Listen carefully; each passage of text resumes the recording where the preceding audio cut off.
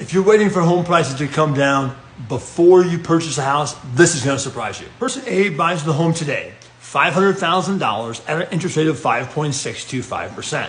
Their payment is $2,935. Their cash flow is $34,000. Person B buys the home at $450,000, so it's fallen in price by 10%. However, interest rates are higher as well at 6.625%. Their payment is $2,918, so they're saving themselves about $17 a month.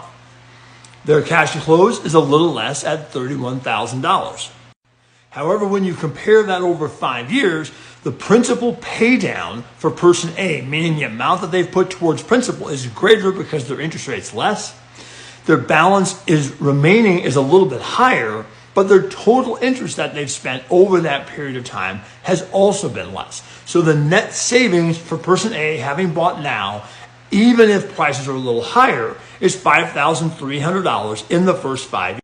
And if you look over the long term, person A still comes out ahead at almost $117,000 of additional net worth based upon this house and the lower interest rate and having bought a year sooner.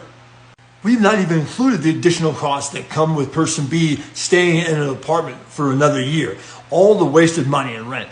So with real estate, it's not about wait to buy. It's about buy and wait.